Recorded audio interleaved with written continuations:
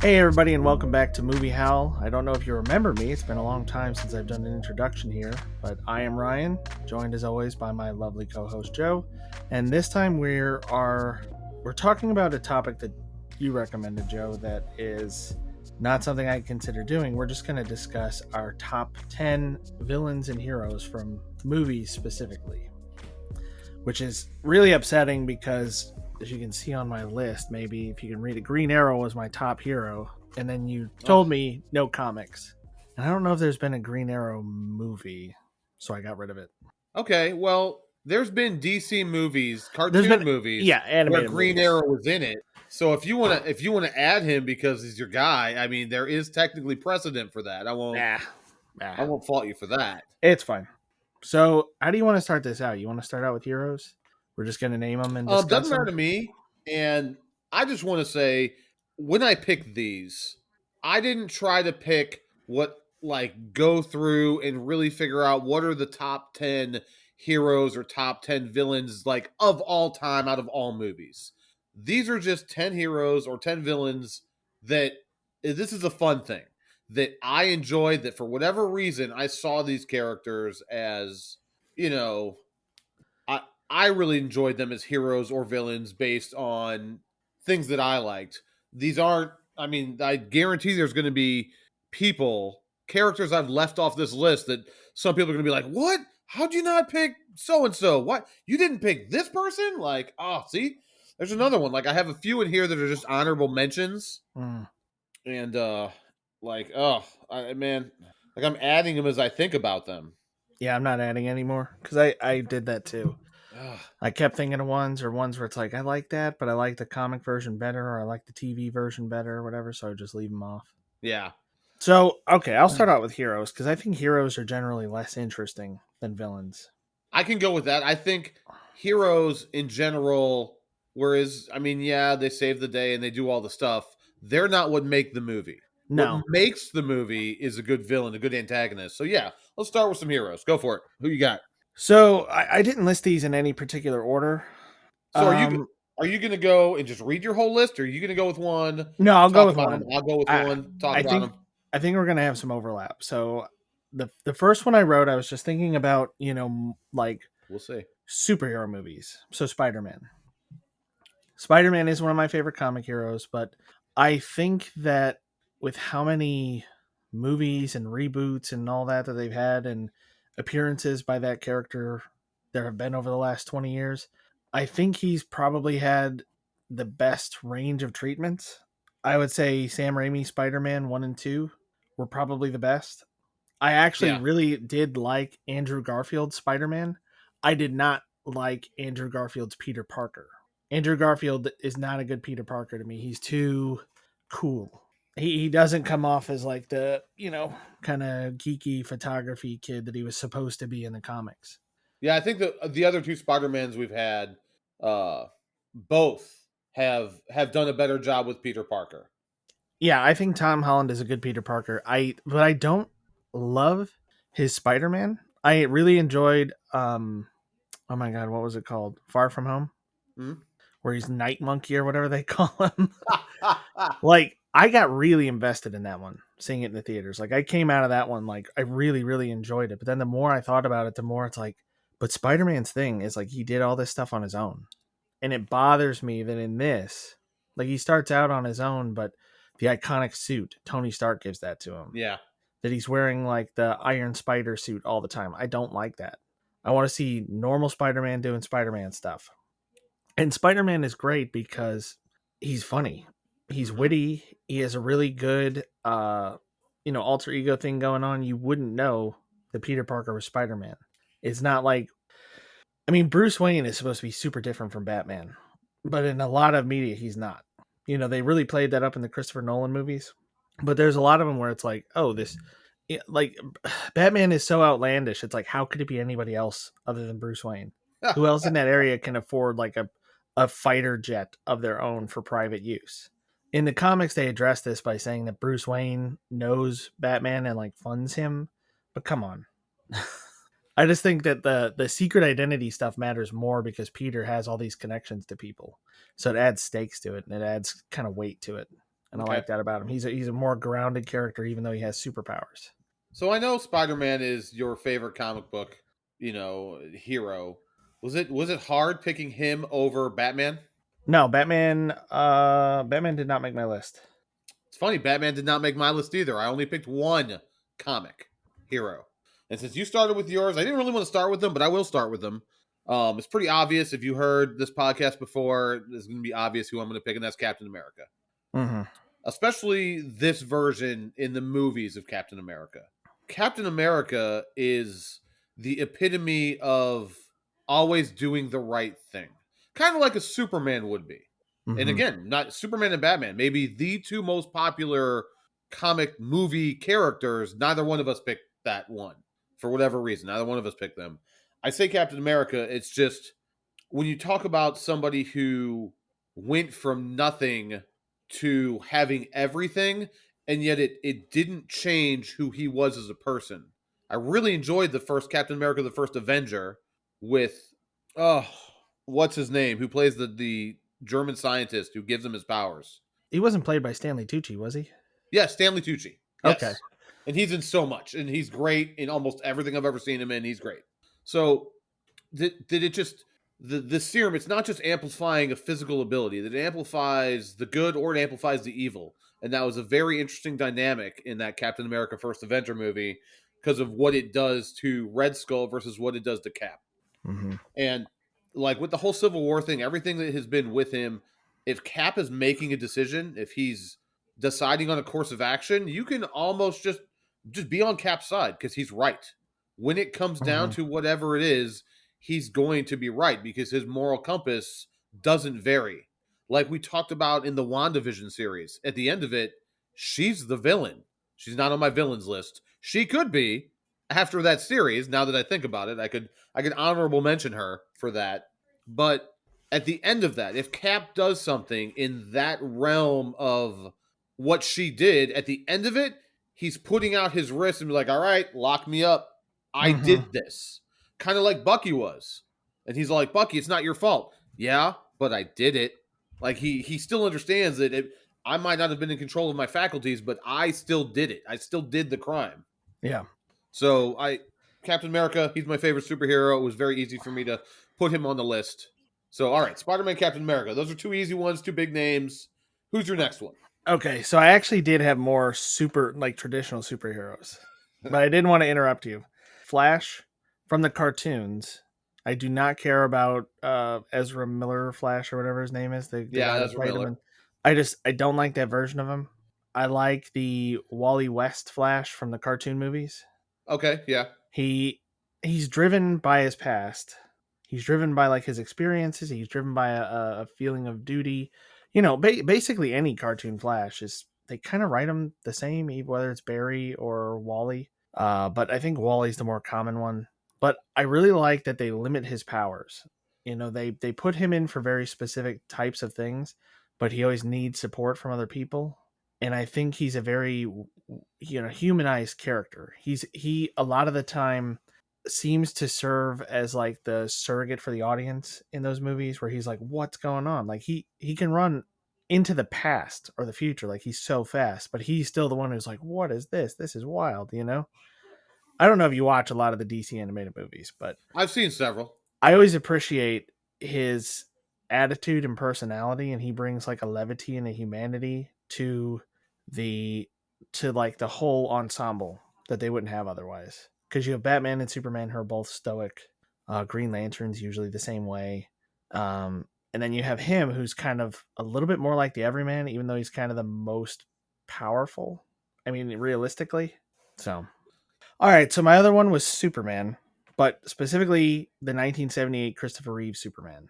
Again, because You mean that is okay? We need Christopher Reeve, like Hackman, crack. Christopher Reeve, like South Park. Christopher Reeve. I mean, yeah, Okay, cool. kind Just of. wanted to make sure. All right. I just really I loved that movie as a kid. My parents told me that they would hear me like humming that in my crib or whatever because I watched that movie a bunch when I was like really small, like when I was basically a baby. I guess I saw that for the first time. And I always really liked it because it's a really good Superman story. It's hard to make a good Superman story. Zack Snyder failed to do it. He showed us some stuff about Clark's past, but didn't really show us enough of his origin to make us feel connected with him, to make him feel grounded in any way. And most of it is not about fighting. Like, that's not what Superman's about. Superman is a little bit like Captain America in that he's about doing the right thing. Mm-hmm. His superpowers are Insane. yeah, and it's this thing to make kind of a neat cat and mouse game with the villains. The villains have to be creative, and then Superman has to be creative to overcome whatever they found to trap him, which is usually something involving kryptonite or whatever, or the awful like blonde bad Superman from the last one, or however that series ended. There was like a nuclear man that Gene Hackman created or something. Oh God, yeah, that one, that movie. Yeah, Yeah, I I don't. know who you're talking about. Yeah, I haven't seen it since the first time I saw it when I was probably 10. it's like So basically Superman versus Shazam, only an evil version of that is what it kind was of, like. yeah. It's so weird. I feel like he was like Nuclear Man or something, but it's like, yeah, Yeah, this isn't what it's about. Like, they should have learned from that having Superman just fight Zod and like smash through buildings wasn't going to work. Just not going to work. You have to make him more human. true. He's But in that like, movie, they had to do that because that's the catalyst that makes Bruce Wayne, aka Batman, take notice. So they needed that thing. I really disliked in that how Superman kills Zod. mm-hmm. I mean, Superman killing an adversary is just as egregious as Batman using a gun. Yeah. Neither one of those things are okay. Yeah, that's true. All right, so let's move on. What do you got? Okay. I just got two, so Yeah, you did. So you've gotten Spider-Man, Green Lantern. I almost said Green no. Arrow, but I didn't. Spider-Man, Flash, and Superman. Flash. Yeah, not duh. My next one is going to be Snake Plissken from Escape from New York and Escape from LA. Okay. I don't think of him as a hero, but okay. I do. I liked.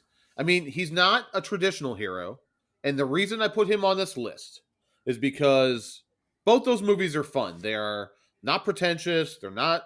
They're the old school fun action adventure movie that you're looking for with a Kurt Russell. I like that character. He's not. He's not a Captain America or a Superman. He's not making the decisions that are the best most morally grounded decisions. He's making the best decisions for him, but he's still the hero of the particular story that he's in. Yeah. But at the end of the last movie, Escape from LA, he's got his finger on this switch, and he hits the button and it EMPs the planet, and we just go back to like the Stone Age. Done. Everything is over. And I love that he does that. He's like, you know what? Screw you guys. Boom. And he does it. I love that too. The "I'll fucking do it again" meme.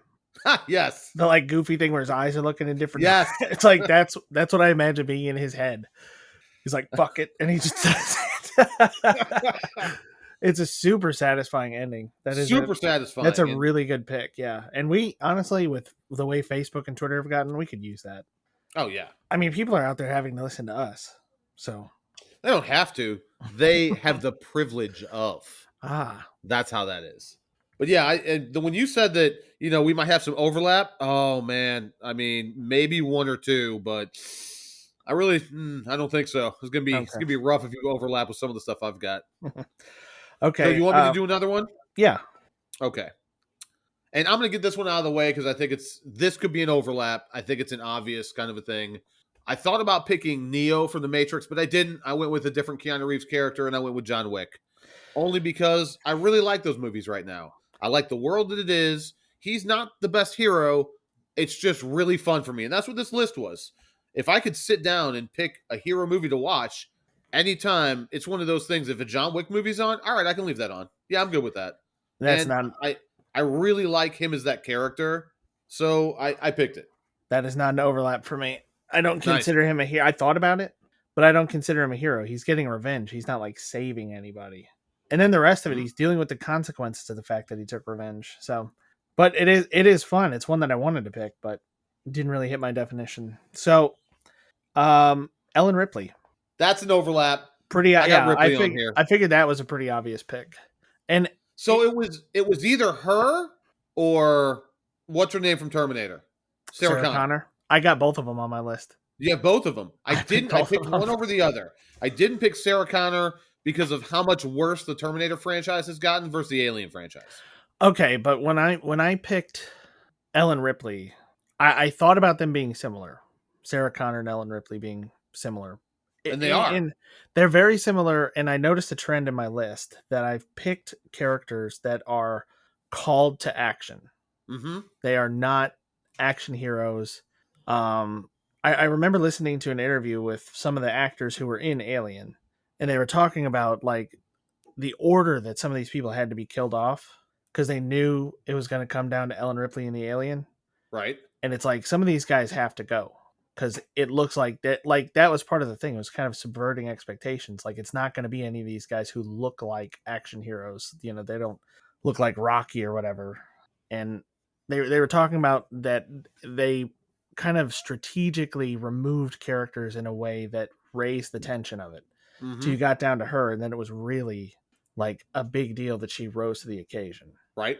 And Sarah Connor is kind of a similar thing. I mean, she's a mother. She is very, or not even a mother yet. She's going to be the mother of the leader of humanity. And she, I don't know, the way she gets thrown into the world of the Terminator is so, it's like so wholehearted. She like gives herself completely over to it. And by Terminator 2, she's like buff and she's like super into it and she really knows what she's doing. Yeah. Like she's a really good case of somebody developing into a hero that wasn't supposed to be one. Kind of like, you might even say, Oliver Queen in the CW series. The way they depict him is kind of getting thrown into it. One might say that. But yeah, that's why both our listeners missed your friendly gestures. Right? Did they? They missed my friendly gesture. So that's why both Ripley and Sarah Connor they're very similar in that aspect. Mm-hmm. That the first movie they're in is just a cluster, and they kind of make their way out of it through miraculous circumstances and sheer determination, willpower, things like that. But then in the second movie, which it could be argued that both second movies are better than the first movie because they're different. They're really different movies. Mm-hmm. The Terminator 2 is a different kind of action movie than Terminator. And just like Aliens is it's a more war action heavy movie than Alien, the original.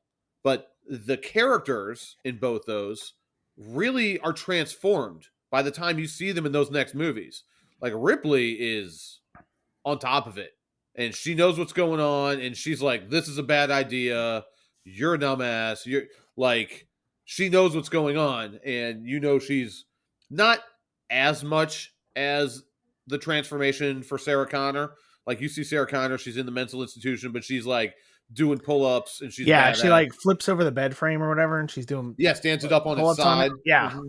So not quite as drastic a transformation, but both great. And again, with both of these movies, you have these female characters who are starring in these movies who come out on top, come out to be the one who makes it out in the end and turns into these like action hero or action heroine characters, but it wasn't done with any sort of I'm checkmarking this box because we needed this to happen. It's just story-driven characters in something that's very well written and well done. That's why those characters are so good. Yeah. Unfortunately, I don't want to refer to any movies beyond the second one in both of these series. Yeah. So we're going to forget any of those even. Well, yeah.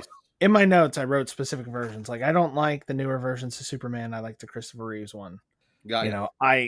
I don't love, I was specific about the Spider-Men that I was talking about. So, you want to hit two of yours since I just did another twofer? Well, Ripley was one of mine as well. Okay. So, I mean, that's a one we both had. And I went through my list I opened up my movie case this morning and went through my movies to pick certain characters. I went ahead and went with John Preston. From Equilibrium? Yep. I really liked his transformation as a character in that movie. Yeah, I do too. I didn't even think about him. That's a really good pick. Yeah, that the whole world, the whole story, and I know the movie Equilibrium is based on Ray Bradbury's Fahrenheit 451. It's a really good story, really good ideas that are brought about in this movie. And we haven't reviewed it. We've talked about it, referred to it several times in other podcasts or other movie reviews that we've done. Haven't we done it? We have not. We have not reviewed Equilibrium. Have just referenced it several times in Okay. other things that we've done. So I wanted to pick John Preston because, one, I wanted Christian Bale on this list. I wanted to find something I could put him on for. And I don't consider his character out of Ford versus Ferrari enough of a hero to throw him in, even though I really love that character. Yeah. And sorry, I just wasn't picking Batman because I was only picking one comic book character. Otherwise, if I picked more than one, I'd have to pick Batman. I mean, he'd have to be on it, but I didn't. Yeah, John Preston goes through a lot in that movie, and it's more than just being a badass hero and just shooting all the bad guys. I mean, yeah, a lot of that in it, but it's overcoming stuff internally in this movie, which I really enjoyed. Him, losing his wife, meeting this other person who it's just he begins to question the totalitarian rule that they are living under, that's there under the auspices of keeping them safe, but keeping them safe by taking away their freedoms. I think there's a lot of corollary to what's going on right now with stuff like that. And it's kind of a slippery slope. And movies like that really give us a good screenshot into what could be, what are people willing to give up, for safety. A lot of people are apparently willing to give up a lot for it. But I wanted to pick him. I liked him. I like that movie, always have. So I threw him on my list. Yeah, I really like that movie too. That's a really good pick. So, I'm going to move on to one that I'm pretty sure you're not going to have. Okay. Vegeta from Dragon Ball. There were a lot of Dragon Ball movies. I love Vegeta's my favorite character. I did think about that today as I was dropping. I just dropped my daughter off at her school, and I was taking my son over to drop him off at school. Dragon Ball did pop into my mind. Like, do I throw Goku on this list? Yeah, see, I think Goku's not as interesting. Goku is always good. He always knows what the right thing to do is. He's Superman. Yeah, he's Superman in that world. He always does the right thing. And he always being a terrible husband. He always and a terrible father. Terrible. Oh my God. Gohan's real father was Piccolo, obviously. Obviously. But yeah, there's such a more interesting story with Vegeta because he goes through so much tragedy that leads to where he is. Yeah. So I'm a little bit stretching it to have him in the movie hero thing, but he is one of my favorite heroes. He's in the movies. He's the same character. He has the same origin. Absolutely. He was the prince of a planet that was destroyed. He was forced to work for the person who did it, who killed his father, his whole race. Basically, like he becomes a villain trying to basically be Space John Wick and figure out how to take out Frieza, right? Space John Wick, I love it. And then I might have to make a t-shirt. Oh my God, that's maybe so we good. should have like a Teespring store. But yeah, he comes to Earth. He just all the stuff that he goes through brings him closer and closer to being kind of human, like to bringing back what he lost in a way. He lost his family and his race, but the more he's here, the more people he gets connected to. He gets married, he has kids, like he gets a new family and he starts becoming more human and he gets more invested and he becomes a protector of Earth instead of trying to just use Earth and its Dragon Balls for his own plot for revenge. Yeah, when that happened, that was mind blowing to me because I hadn't watched it for a long time, and then turned on some movie. I don't remember which one it was.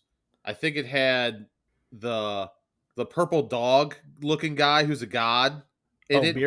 Beerus. Him and somebody else, and it was one of the movies. Yeah. And I had come to find out that Vegeta married Bulma and they had a kid, and my mind was just like, what? What's good? Because I had missed so much in between. Yeah. So that's a lot to miss. Yeah. So as soon as you said Vegeta, I was like, yeah, I get that. Yeah. Because he went through a lot to get to where he is for that. So I think that's a good pick. All right. In the same kind of vein, I think I threw this on my list and you might disagree with it. I think it could very easily be disagreed with. I put Arthur Fleck.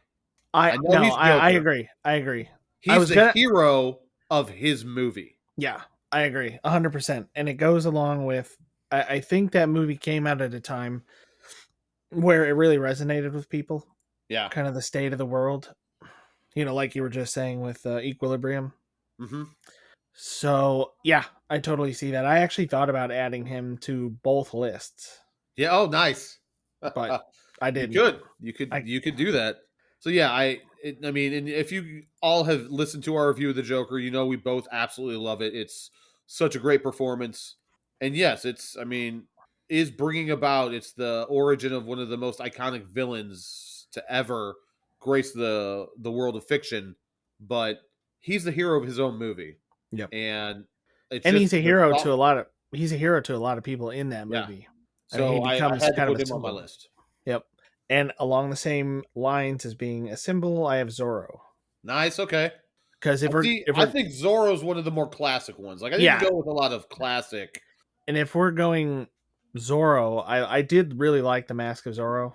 Um, it's one that we did. I think it's one that we did fairly early on, but I Hmm. like that a big part of what Zorro is he's a symbol, and it's somebody wealthy and powerful who gives up a lot to be a symbol for people and to fight for people in a way that they're not able to.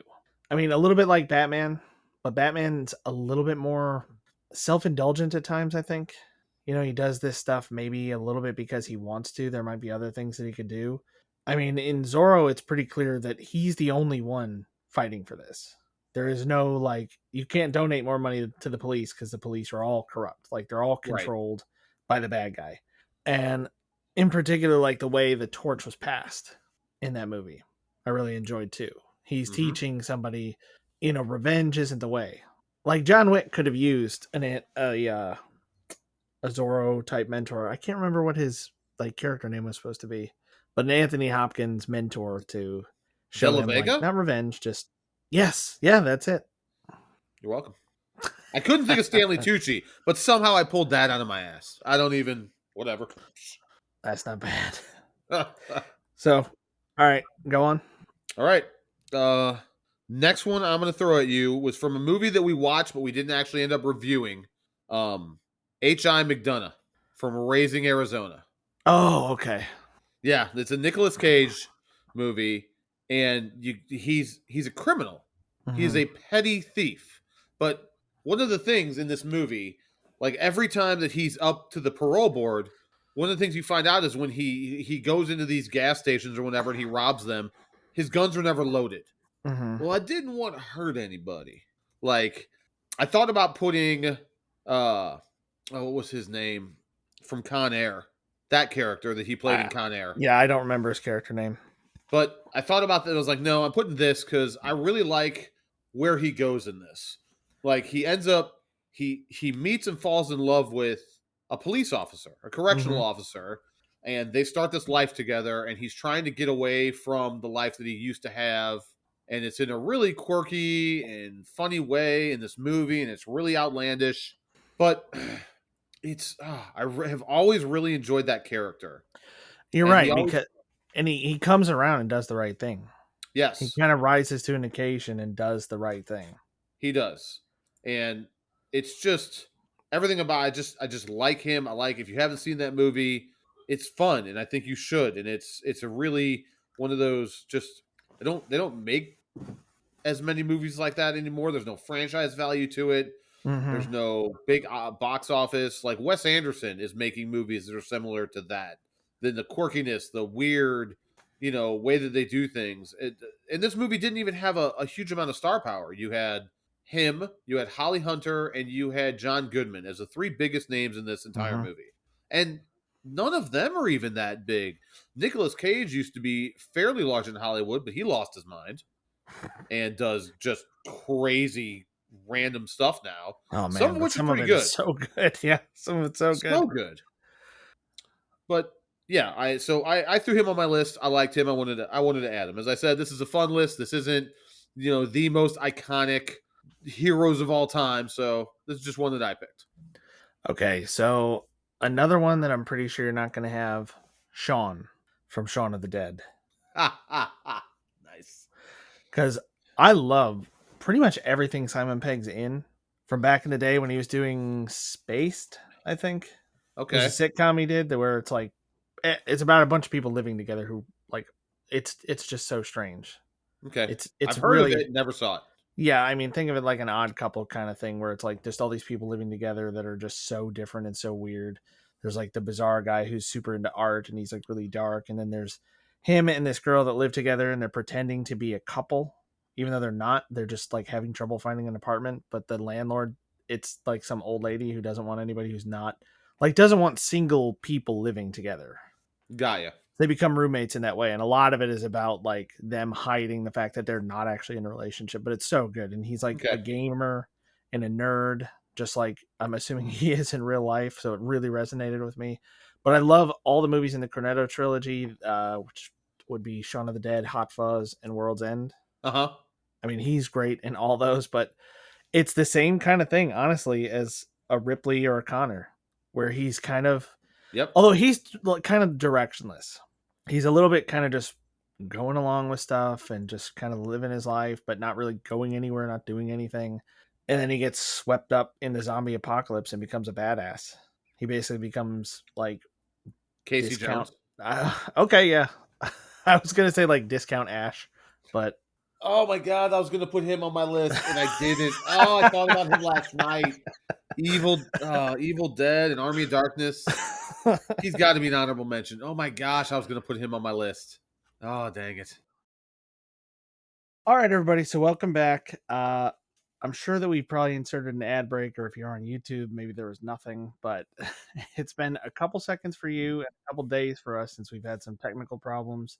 Our ISP, it's the same one for both of us, had something going on with you and actually something going on with me the day after that.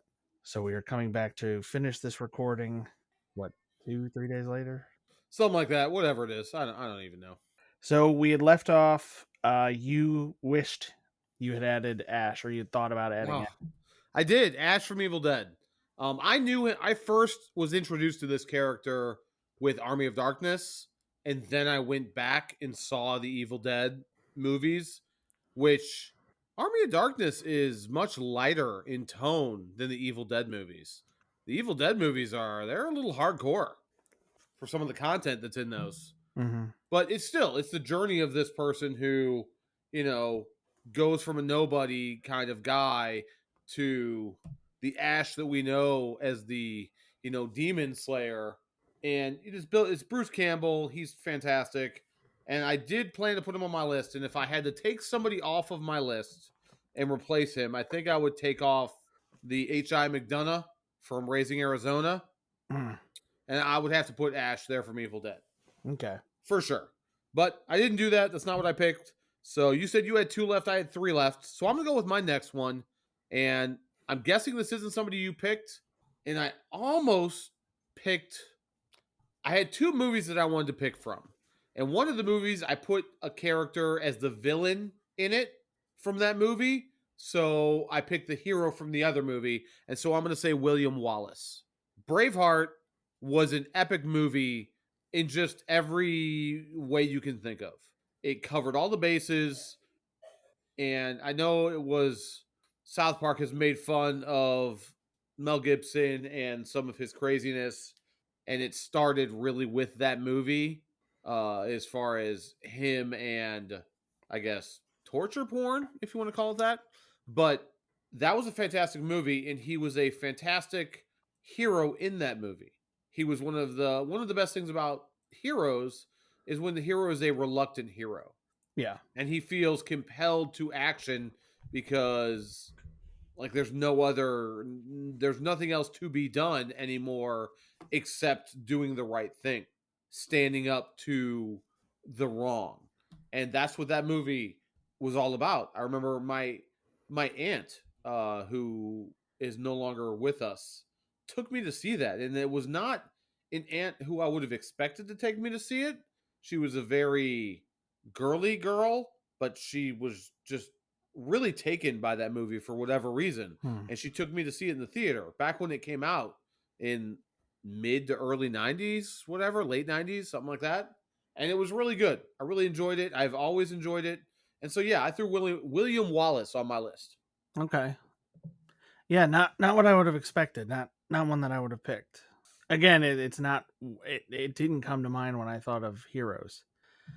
I was talking to Kim earlier about what in marketing they call an evoked set.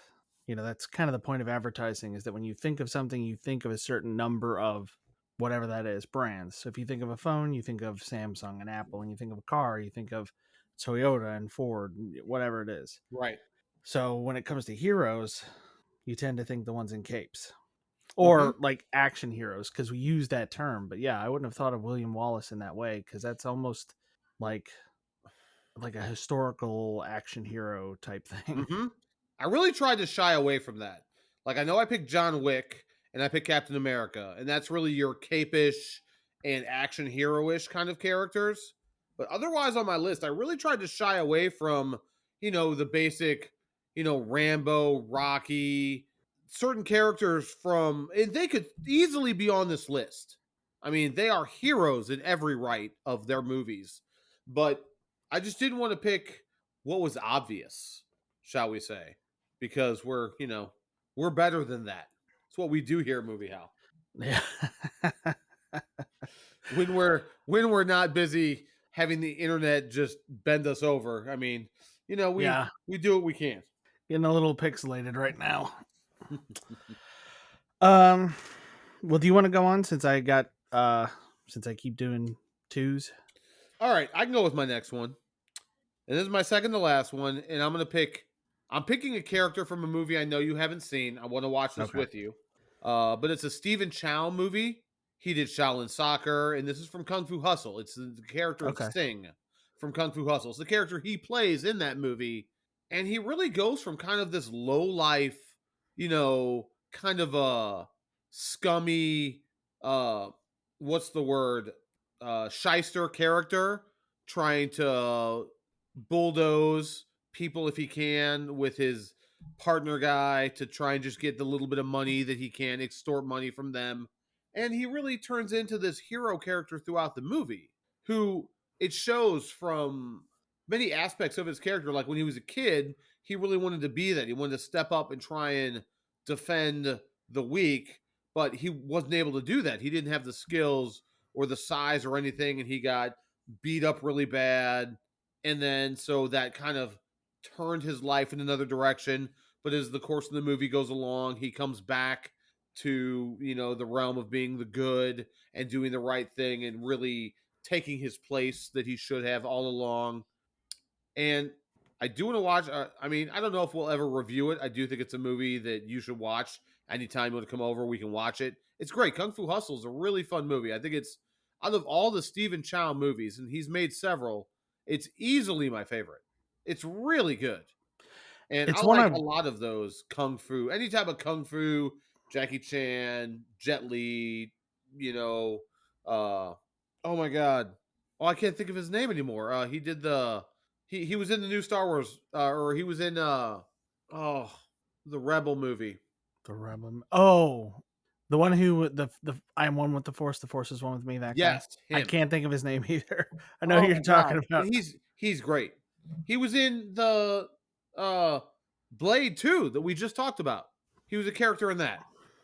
I can see his face. Sorry, Holligans, we just sat down to do this, and I may or may not have been drinking. It's a possibility, but he's fantastic, and I like all the movies that are like that. I've Bruce Lee, any of those, Chuck Norris, all those style movies. I've watched those growing up all my life, and this is easily out of Stephen Chow's my favorite. Go ahead, enlighten us. Donnie Yen. Donnie Yen, thank you. Oh my god, that would have bugged me. It was bothering me. I And just as a callback, I know in the beginning part of this we were talking about Nicolas Cage. His character from Con Air was named Cameron Poe, who easily could have also been on my list. mm, That was one of that's he really catapulted him as an action star. At least it was a great movie, great role for him, fun to watch. If you haven't watched it, you should watch Con Air. It's not super serious, but it's fun, good time. okay. All right. Well, then I will tell you my penultimate hero pick. Oh, is this it? Is this your last one? No, penultimate. If I'm using the word right, means second to last. Okay, all right. It sounds really fancy. It's a It does. fancy way of saying second to last. Luke Skywalker. Did you? Okay, all I mean, right. it's super super obvious, but it is Yeah. one I've been thinking about lately because I've been watching.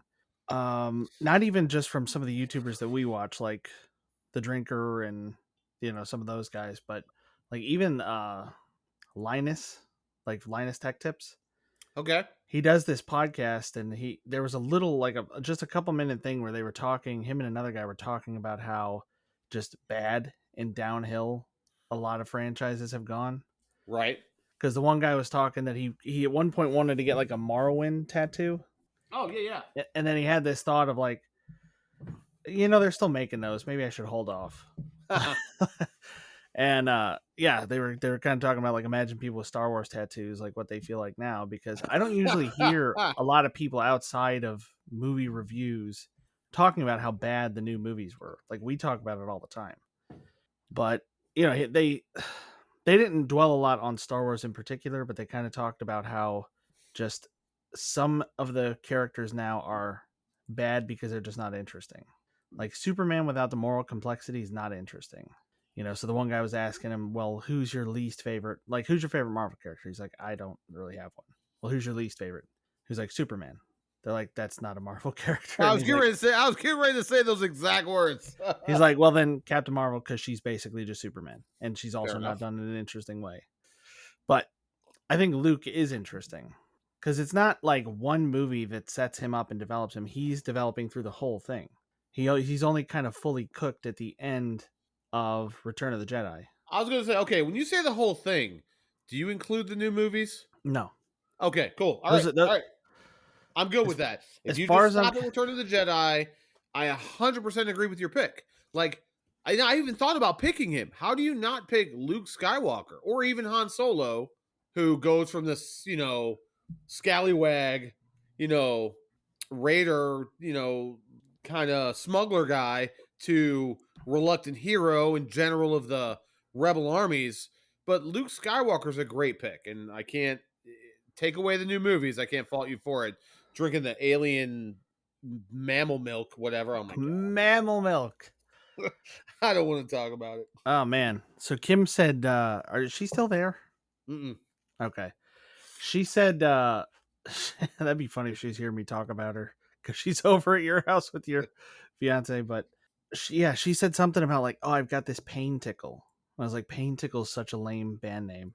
But Mammal Milk would be like Pain Tickle's first album. Ha ha ha! It's I just had a so bad. great band name coming to me the other night. I was in bed, like I woke up in the middle of the night and going back to sleep, and I had this great band name come to me out of the blue, and I'm like, I need to text it to him right now, or else I'm gonna forget it. I totally forgot. It's over. It's Yeah. gone. It's Lame. like Jerry when he's trying to remember that joke all day. He like Yes. wakes up laughing, but he doesn't write it down. Oh. But anyway, yeah, I mean, like I thought they were going to do something good. I was really excited for The Force Awakens. Like even most of the way through it, I was on board. They hadn't lost me yet. But Luke is the reluctant hero. He comes from humble origins. He just wants to do something with his life. He wants to join the Empire. He wants to go to the academy. Mm-hmm. And it's the same thing we keep talking about. Like through tragic circumstances, he gets thrown into this mess and ends up becoming who he is. But he develops the sense of morality. He understands like what happens to people that makes them turn bad. He goes on to see like what has caused people to become the way they are, and he avoids that in himself. He develops a sense of morality, but he makes mistakes too. He rushes into things. He trains with Yoda for a period of time. Yoda's like, "You're not ready." He goes anyway. He's not ready. He loses a hand. We have one of like the most iconic moments in cinema history, and it's none of the interesting stuff like that happened in the new movies. Like nothing that happened in those movies makes sense. It doesn't make sense that Han, Luke, and Leia are not together. It doesn't make sense that Han is a smuggler again. It doesn't make sense that when Han dies, Leia is like, "Oh, I'm so sorry," and hugs Rey instead of Chewie, who she's known for like 30 years at this point and who was Han's best friend. Like none of that shit makes sense. And yet they did it anyways. Anyway, but Luke is like, yeah, they did it right the first time. Just do that.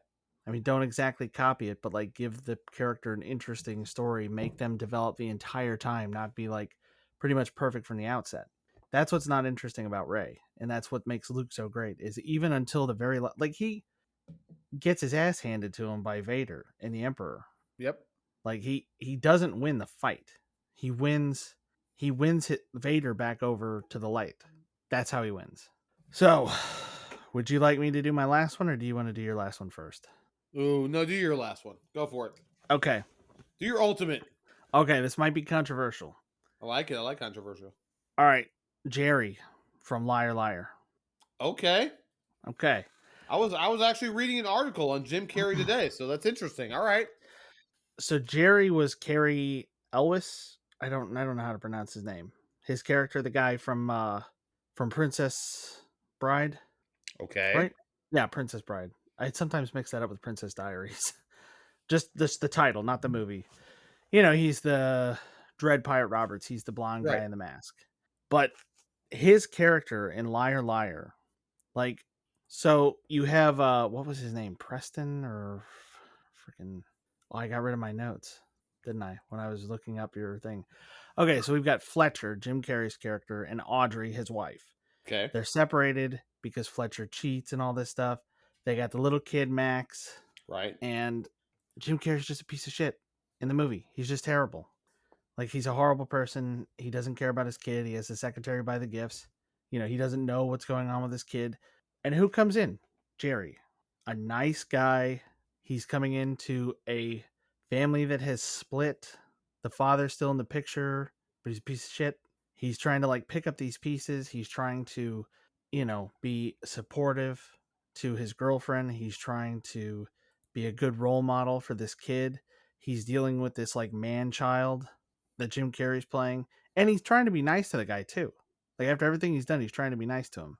And it's a tragic story. It's a horror story. I've always considered this a horror story for Jerry because I'm not Fletcher. I'm not the one changing everything and everything magically goes back to normal. Jerry worked hard for this life and he's a hero and he should be recognized as such. And then the villain, which is Fletcher, comes in, and because of his kid making this magic wish, he has to be honest for a day and everything goes back to normal and he gets dumped on a plane going to Boston where he thought he was going to go start a new life. That's horrifying. And that man sacrificed something. Scarlet Witch has nothing on that. Yeah. She Wow. didn't sacrifice anything compared to Jerry. I feel like I made my case But sufficiently. what makes him the hero? That's where I would. The only thing I would just to play devil's advocate. You can pick whoever you want. I picked a character out of Raising Arizona, so I got no room to say nothing to nobody. Let's be honest. But playing devil's advocate, what makes him the hero of that movie? It's just the fact that through all of it, he's trying to be the good guy. Yeah, because he's the good guy. That's exactly what it is. He's the one trying to do the right thing for everybody involved. And Jim Carrey's the villain. I mean, that's why there's a saying, nice guys finish last. Because we didn't say that the hero had to win. Yep, you're right. I mean, Empire Strikes Back was not a full story. Mm-hmm. The hero did not win. Hero did not win. It's one of my favorite things about that movie. I love movies that end where good doesn't win. Mm-hmm. It subverts expectations. It's just great. I love those movies. That's why I picked Snake Plissken as one of mine. He's like, you know what? Screw you, Earth. I'm resetting everything. Boom. Could you imagine if that happened now? Oh my God, it'd with be TikTokers and the internet, and it shuts down, and you can't be an influencer every day, all day, and you can't take pictures of yourself and post them for your followers to see. People would a week, and people are huddled up in their houses crying, holding each other. Like, it would be ridiculous. Either that or everything is better, which I think is more likely. Might take a couple months to adjust. Oh, it takes some time. A couple of months? I think it would take longer than that. It would be rough. It would be a rough go of it for a while. You know why we didn't reach the Jetsons type utopia? Twitter, TikTok, Facebook. I was going to say, because that's a cartoon. And we don't have flying cars. And the reason we don't have flying cars is people can't even navigate a 2D plane without crashing into each other. Imagine adding a third dimension to that. That's why not many people have pilot's licenses. They can't Yeah, handle that. that is true. Did you know that Ford way back in the day was developing a personal plane? I did not. Yeah, I mean, it doesn't surprise me. they had a test pilot who like flew one of these in every day to Oh work, no, and you he won. talked about that, or did they talk about that in Ford versus Ferrari? No, Then you no, they talked to didn't. you told me about that. Yeah, I learned about this in school, but it crashed at one point, and they realized like, okay, you crash a car, you got a chance. You crash one of these things, no, That's because they're it. It's super over. small. All right, Um, makes sense. and I was like, oh man, we're so close because there was this quote like, there's going to be a car and a plane in every garage, and it's like that sounds amazing. And then every single day, the town I live in, you know, nice town, like nice town, not the kind of place where you expect to see a lot of problems, and people run lights all day every day. They voted down having traffic cameras put up so you can keep running lights. It's ridiculous. Like you always got to be careful. It's like, yeah, even on a 2D plane where you have like traffic signals to control the flow of everything, like you still can't be sure that you're not going to get T-boned by somebody in a Yukon Denali because they, I don't know, can't be 2 minutes late for their hot yoga class. Right? I don't live in California, by the way. Good to know. I just feel like that's a very California It description. is very. A You're not wrong. Yukon Denali going to yoga, but I mean, hey, it's No, whatever. you just say Yukon Denali, not like Leaf or something. So Oh, Tesla. Tesla.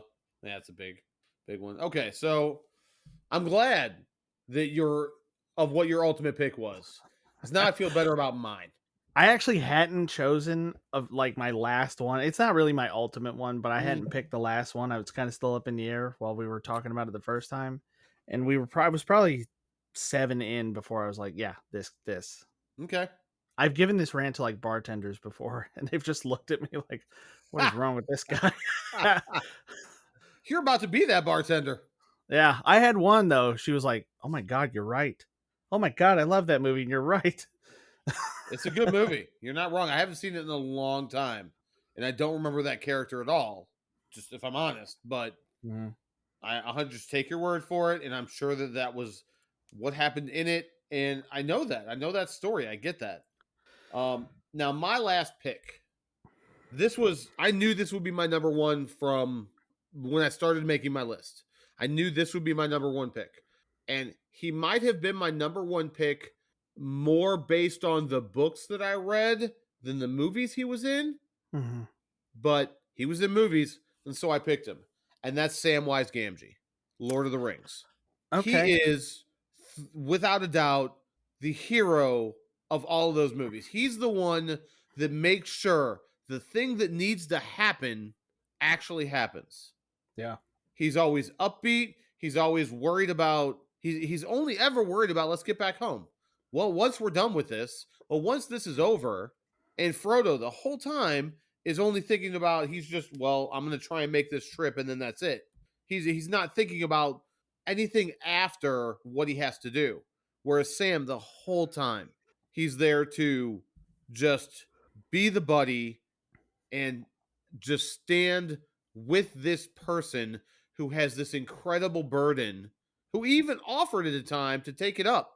Well, let me take the burden for you, which obviously the compulsion of the ring wouldn't let Frodo do that.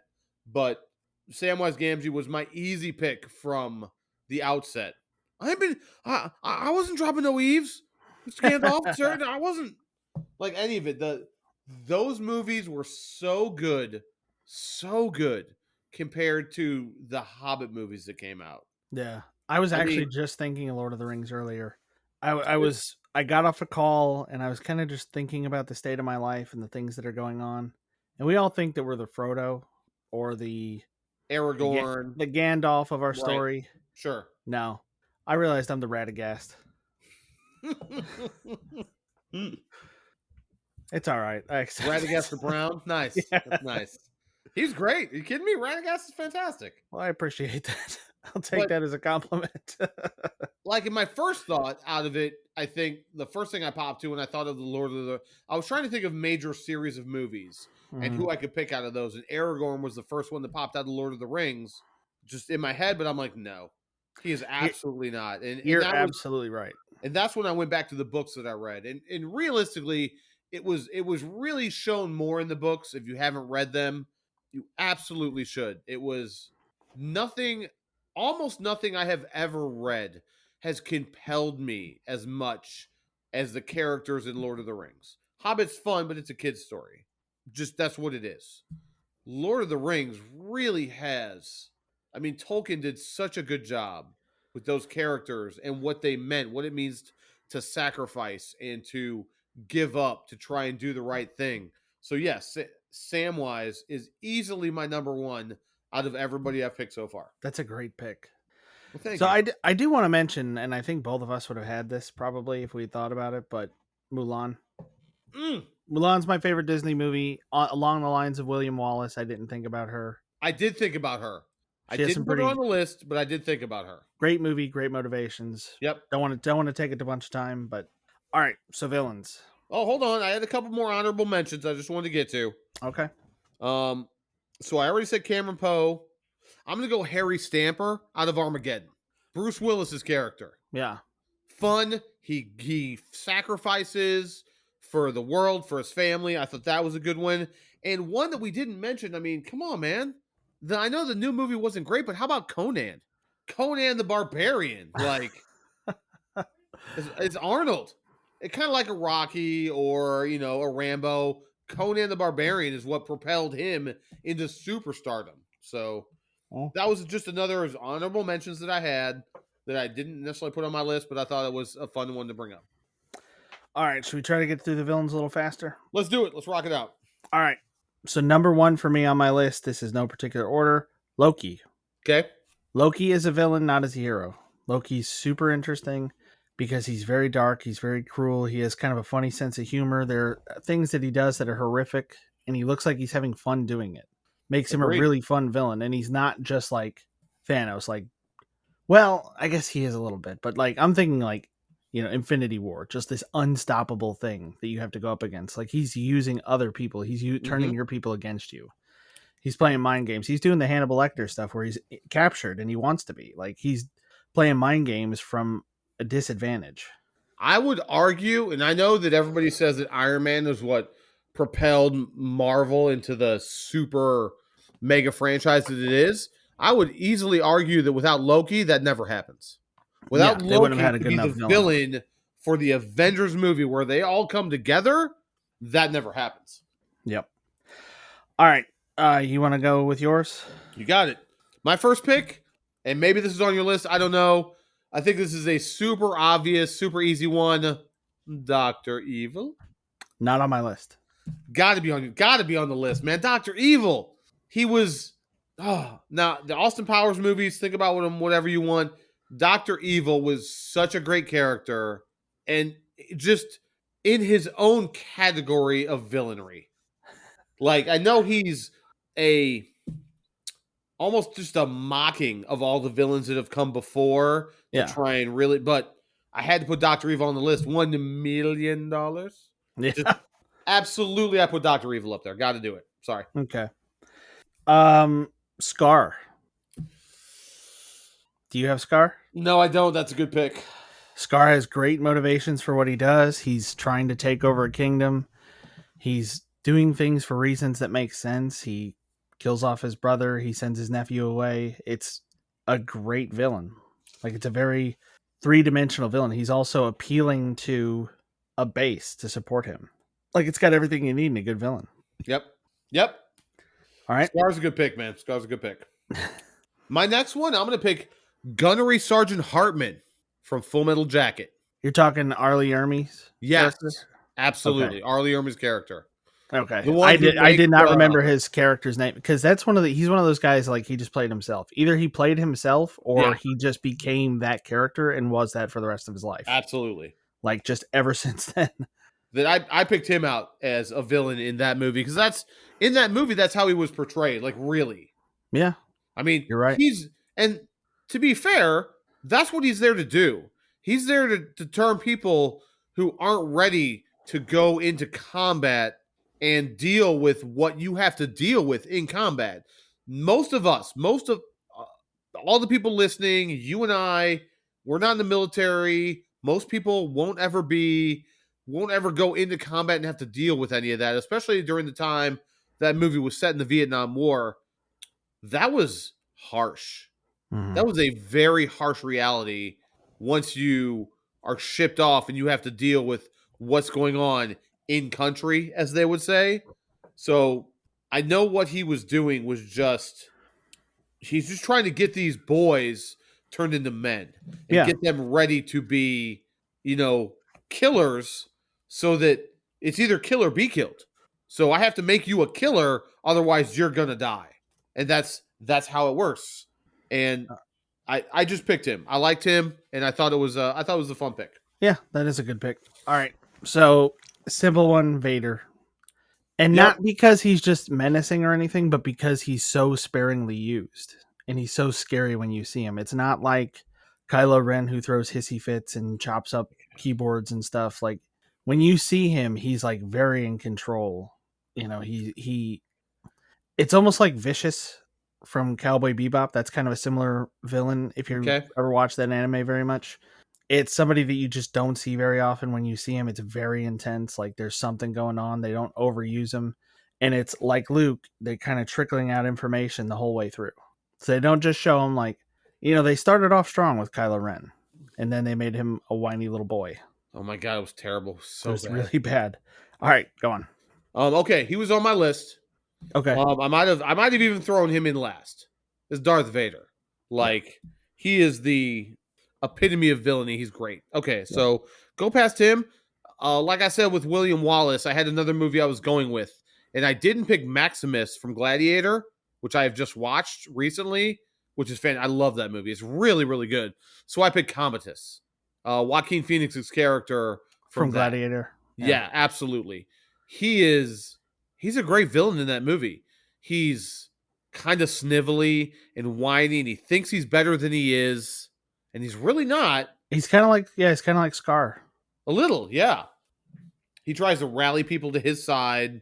Some of it's just I get to do this because now I'm emperor because I killed the emperor. Yeah. Spoilers for Gladiator. I'm so sorry if you haven't seen that. From like the Clinton Almost era. 30-year-old movie. Not quite 25-ish. But I picked him. Joaquin Phoenix. And one of the reasons I picked it, I think, is because it's the movie that put him on the map. Mm-hmm, mm-hmm. And I liked it, so boom, I picked Commodus from Gladiator. All right, Agent Smith. One that you actually mentioned to me in a text. Yeah, I almost picked that. Yeah. I was thinking about it, and I was thinking like, he's kind of boring. He's just like a basic, generic villain, but he kind of has motivations. Like, I like that at points he becomes so scary and intimidating and overwhelming, and then he has the whole scene with Morpheus where he's like, I hate this place, like I hate being here with you. It's Right. the smell. I feel like The it's smell! infecting me. That's so good. I love that. I love that he's not just a machine. He's like becoming human because he's with us so much, and he hates us and he hates it. Yeah. I like that. Which I think they could have gone a different way with his character in the other movies. Because he was becoming more human in that aspect, he could have been more self-hatred. Like, I hate what I'm becoming because of you. Yeah. But yeah, I thought about that. Good pick. And I'm going with this one because I said it when we reviewed the movie, 3,000 Miles to Graceland. I'm going with Kevin Costner's character of Murphy. Yeah. Bad guys doing bad guy stuff. I like bad guys who act like bad guys. That's what he did throughout the entire, from beginning to end of that movie. He was a bad guy. He didn't try to do anything different. You knew what he was. And I love that. I love when bad guys act like bad guys, like for real bad guys. That's menacing. You think you might know you don't know what they're gonna do. So I picked him. I like that movie. I like bad guys doing bad guy stuff. It's one of our things, so I picked that. That is a good pick because he is like a quintessential, like he's cartoonishly villainous in that movie. Okay, so Tony Montana. Oh, that's a good pick. I didn't even think about that. That's a good pick. Yeah, I mean, he even has the line. All right, say goodnight to the bad guy. Like that whole scene in the restaurant. To my little friend. Oh, that's okay. Yeah. Yeah, And again, it comes down to what makes a good villain is usually their motivation.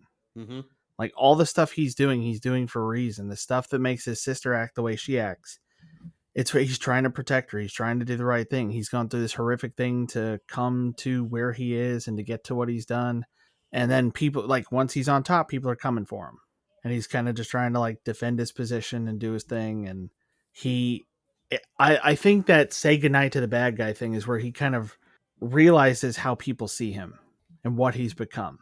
And he kind of leans into it. And I like that a lot. Okay. Because he doesn't see himself as the bad guy. I mean, most villains don't. Some probably do. Some just do and they like it. But he, like, it. I just get the impression that, like, that character kind of gets to a point where he realizes that's what's happened. Like, he's doing things that are criminal, but not bad necessarily by his own morality. So, Okay. that's my guy. My next one. This might be a controversial pick. I really like this pick. Is it Bella from the I'm Twilight thinking, movies? What? Oh my gosh. It is not. Oh my Okay. god. Oh, dude. Oh my god. I didn't even think about it. Could we have picked one of the characters from The Lighthouse?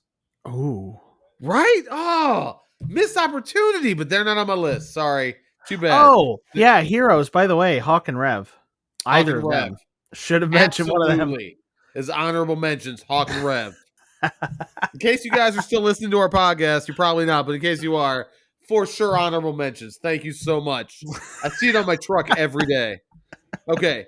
My pick is Willy Wonka.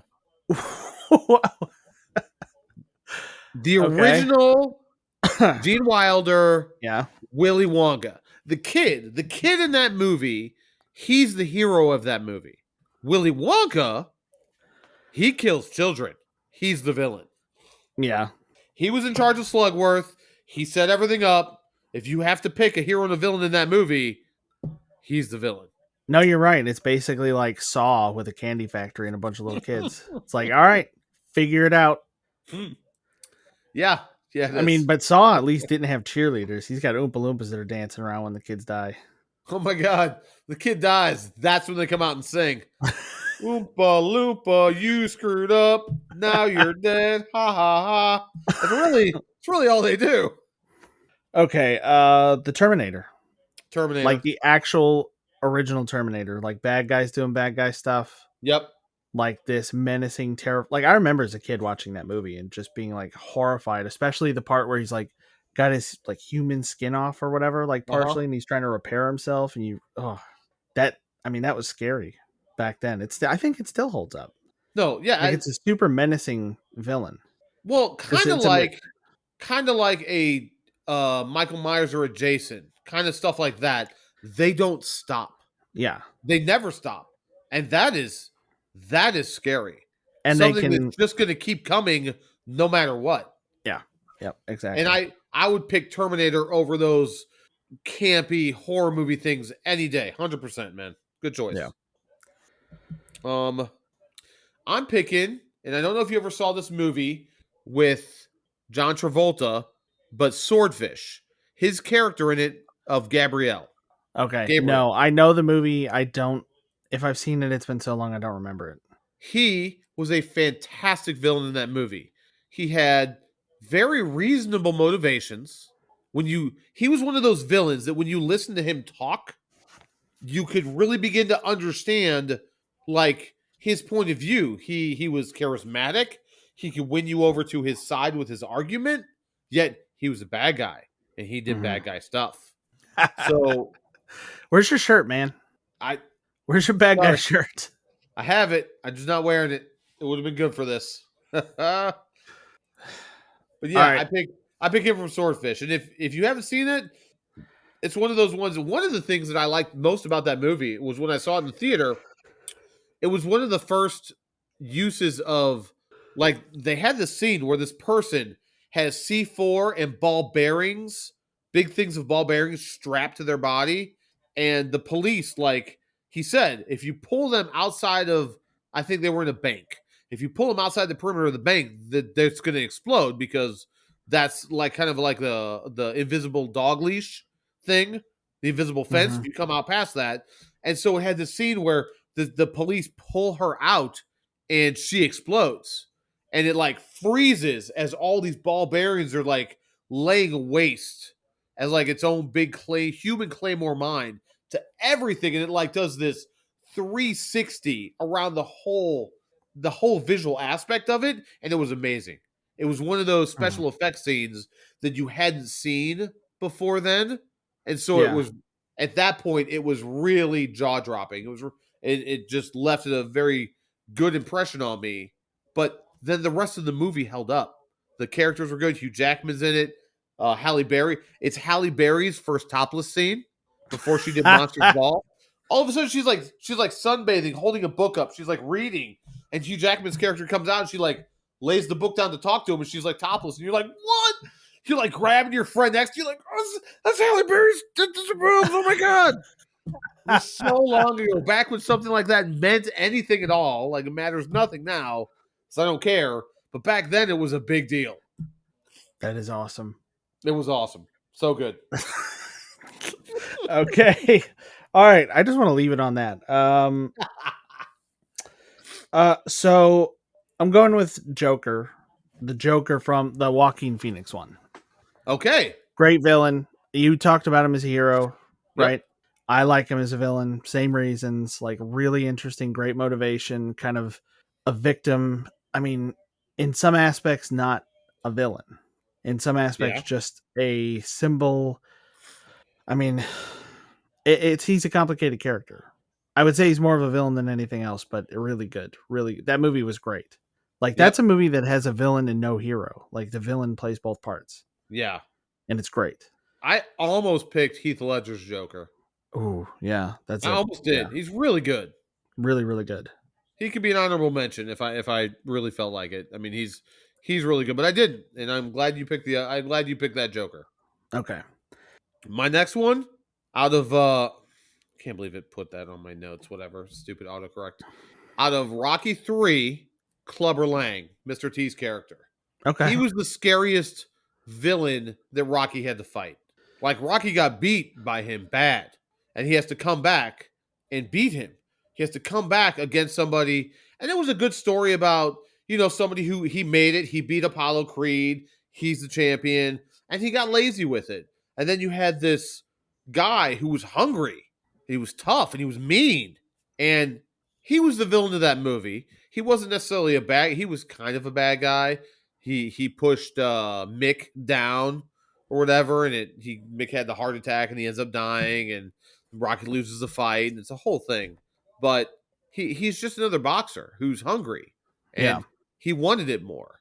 But I always liked him as out of any of the Rocky movies, he was the most menacing of the opponents that Rocky fought. Like Yeah. Ivan Drago from Rocky 4 was great, but he was like a machine. Yeah, And exactly. Apollo was this whole thing. And I'm sorry, the best scene out of any Rocky movie ever is Apollo 4 or is Rocky 4, where Apollo comes out to living in America, and oh my god, that was the best. And he's dancing, and it's got James Brown there. It's fantastic. But I didn't I pick haven't seen that Rocky as movie any in of a my really hero long stuff, time. but I had to pick Clubber Lang as my villain. Okay. Jafar. 2 Disney villains. Yeah, I mean, from the perspective of pretty much anybody living in Agrabah, Jafar's the hero. They are living under an imbecile ruler. I mean, The Sultan has a room temperature IQ.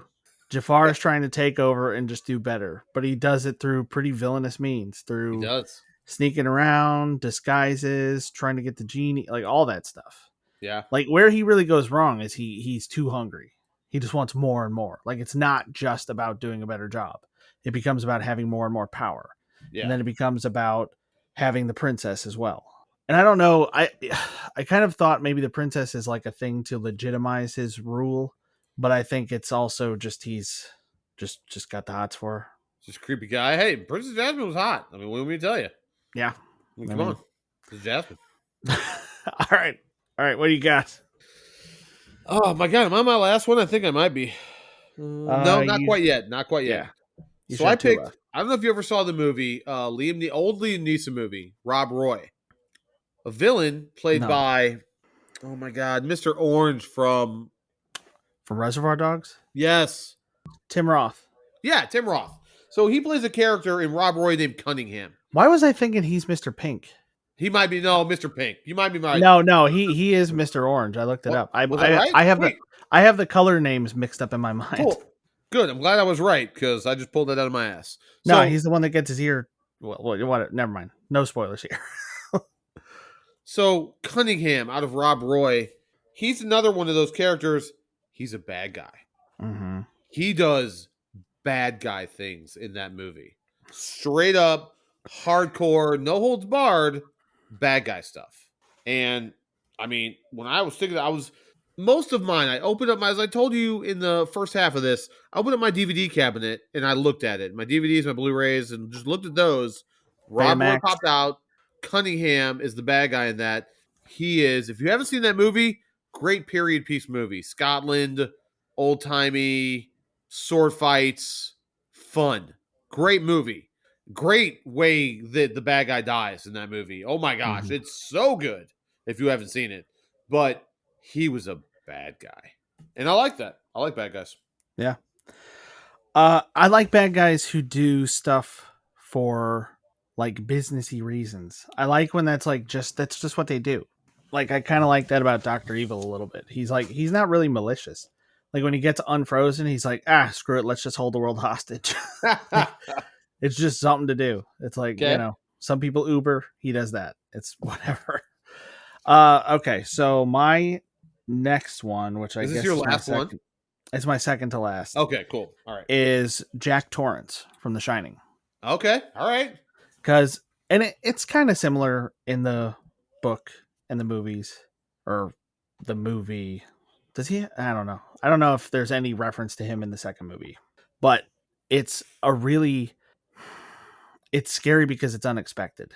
It's the kid's dad who just like slowly, is taken over by Loses this his mind. force. Yes. Yeah, he's Yeah. dealing with like ghosts and stuff, and they're convincing him to like join them and be part of the hotel and all this stuff, and he's got to get rid of his family.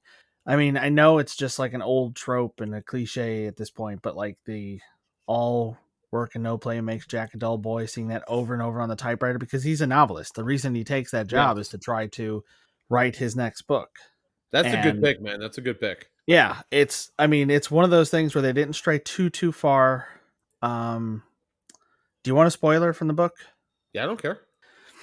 In the book, Jack blows up the hotel. Okay, Jack I think I've fights heard that. back. Yeah, Jack fights back against the ghosts that are influencing him. And it's this thing through the whole book that every so often he has to release a little pressure from the boiler. Right. Yeah, yeah. And I he did. I've heard knows that about he that. has Yeah. to do it, and he just doesn't do it and allows the hotel to blow up with him in it. Okay. So it gives him a little bit of a heroic ending where he just like freezes to death in the hedge maze in the movie, which is I imagine one of the things that changes between the Doctor Sleep movie and the Doctor Sleep book, because there is a Okay. scene that takes place on the site of the hotel, but the hotel's not there. Got you. So Nice. That's a good pick. All right. My last pick. You took a Darth Vader away from me, so that can't be my last pick, which makes sense. Darth Vader's got to be on this list. Kurt Dusender from Apt Pupil. It was Ian is McKellen's that the character. kid? Oh, is that okay? It's the old man's, the actual, the Okay. Nazis character. Yeah. Have you seen that movie? I have. I would think of the kid as being more of the villain in that. I mean, I could see why you would say that, but I I liked Ian McKellen's portrayal in that movie better than I liked Brad Renfro. Mm. Out of the two of them, I liked him better. And Yeah. so I picked him for this. I mean, this is Nazi, man. Nazi Yeah. bad guys. No, that's a great movie. I've shot too many of them in video games to not think Nazis are the bad guys. Like that's No, that's what's he's up. really good when he just, you can see him fighting these like tendencies, like where Yes. that cat, he tries to put the cat in the oven and the cat gets away and he's just like, Oh oh, my god. get you That next time. scene. Yeah. That There's scene just was weird- something else. Yeah, there's just weird behaviors the whole time, like when the kid makes him dress up in the uniform and has him march and all that, and he gets like super into it. He just gets that like, Oh my gosh. Yes. oh man, if any of you out there listening have not seen Apt Pupil, and it is not anything most people have heard of, but it's such a well done movie. Yeah. It's really good. Kind of like oh, son of a gun. I don't even want. It's another movie that I know I have that has Edward Norton in it, where he plays a Nazi, but he goes through a whole arc. He's Nazi in the beginning, and then he goes to prison, and then he comes out, and it's changed his whole life philosophy on everything. And it was also very good. And it's a movie where he could be both the villain and the hero out of that movie. But Apt Pupil was one. I looked at my list and I'm like, you know what? There's so many to pick on here that I probably would have put Darth Vader as my number one. But since you already picked him, I saved this guy as my last. Kurt Dusander from Apt Pupil. It he's the one that I pick. It's a really good Okay. movie. It probably out of these movies, out of the movies that are here, it probably had the biggest impact on me for That's how interesting. unexpected it was, how much it made me feel things that I didn't understand at the time. So yeah, that's the one I picked for my last one. Okay. So it affected you kind of like the Green Knight has affected me. Because I still think Maybe about that movie. Like, I really want to see that mentioned it again. several times. I know. I think the movie you're trying to think of is American History X. Yes, American History X. Thank you. I was like, did he play like American History X is what I thought of immediately, but then I was like, did, Yep. did he play like a No, literal like German Nazi back in the war, or was this no, he was was this he was just that? a skinhead. Okay. Didn't you tell me you've never seen Well, that? American History X. Yeah, Yeah, no, I've never seen it all the way through. worth watching. I haven't seen it in a Yeah. long time. It's good. Okay, so my last pick, kind of in line with yours, Hans Landa from Inglorious Bastards. Nice. When you said Hans, I thought you were going to say Gruber. You No, bastard. no, too Because you talk about obvious. the motivations of just straight, this is I'm a business guy, this is what I do. He's Hans Gruber's an honorable mention, but that's a good pick, buddy. That's a good Yeah, pick. because he's just doing his thing. He's super pleasant for the most part, but he's just like, I don't know. He's just excited to be doing the stuff that he's doing. He's interested in things, and it gives him this like weird personality that's hard to identify with. It's very alien. You know, he's meeting with somebody who's like, he clearly holds all the power. He could kill this guy. He could throw this guy in jail. And he's like, oh, do you speak English? Let's use English. You know, oh, could I try some of your milk? Oh You my know, and god. then he has this deal. And at the end of the movie, you know, it's like, yeah, he's gonna get away with it. He's gonna go to America and live, you know, protected and all this. And they carve the swastika into his forehead, and he's like, "You'll be hanged for this." And he's like, "Nah, I'll be balled out. I've been balled out before." Like Brad Pitt's character. Yeah. But yeah, Oh throughout my that whole gosh. movie, he's so good. He's so smart, and he's like on to stuff all the time. Like he's just a Oh, villain that's really when hard to he meets them outthink. in the And theater and he's trying to get them to speak Italian. Oh, it's so good. your Oh text my tone on god. my phone, Gorlami. Gorlami. Oh my god. Oh, that's a uh, good pick, man. I like it. I like that as your last. I didn't even think about that. What a great pick. well, Oh, thank well you. done, sir. Do you have any villain honorable mentions? No, not really. I have a couple. Okay. I have Saddam Hussein from the South Park movie. Okay, that's what I thought you were Hey, going to say. Stanton! Which I can't get enough of Saddam Hussein from the South Park movie. It's fantastic. And the other one was Jean Baptiste Emmanuel Zorg from The Fifth Element. Oh, okay. Yeah. God, that's a Gary good Oldman's movie. character. Yes. He's fantastic. Or I've even always Gary. liked him. He was great in that movie. It was just fantastic. I love that bad guy. He was a good bad guy. Yeah, I did not like. Um, yeah, I did not like the second Hitman's Bodyguard movie, but I Oh, did you really not? no, I really liked the first one, Uh huh. and I really like Gary Oldman's character there. Yeah, That's being for sure. testified against. Like, I really, really like just that menacing, like, has it under control, not worried about anything. Like, Yep. I don't recognize your authority to do anything to me. Yep. Like, Gary Oldman, anything he does is great. Almost. Almost anything. What am I not thinking of? The movie we reviewed, about oh, it was like AA but for hitmen. Oh my god. Okay, yeah. No, he was good in that. He was okay in that, but he was barely in it. What was it, Hitman Anonymous or some Yeah, shit like that? something like that. God, I don't. We did a podcast on it. I We can't did. remember it. Oh well, whatever. Well, Halligan's, that looks like it. That looks like all of our list from top to bottom, good and bad. We're really curious. What are your top 10? Heroes, villains. Hit us up. Hit me up on Twitter. Hit Ryan up on email at moviehowl@gmail.com. Like, let us know. Yep. What did you think? What are your favorites? Who do we leave off who isn't in obvious? Like neither one of us said Indiana Jones. Yeah. Or Bond. Both of them are like obvious ones to be in there. But who do we leave off that wasn't an obvious one? That's what I would be curious about. Yeah, I don't think I have anything else. I feel like I have something else to say or something to defend, but I don't really have any more honorable mentions either. I feel like I said what I needed to say. I guess I could add Fletcher as a villain since I went on about it with Jerry. Nice. I can't help it. When you say Jerry, I can't help but think of Rick and Morty. Yeah, And I'm thinking about it too. my I was whole- looking to, I looked it up on IMDb before this to see if he has a last name. He doesn't. It's just Jerry. But there's so many movies. So I mean, there's just too much. We didn't say anybody from The Godfather. We didn't say anybody from so many movies that could have possibly been on this list. Yeah, the shark Like- from Jaws. There you go. Like just there's too much. The evil, just the evil entity from The Fifth Element hmm that was, coming for everybody.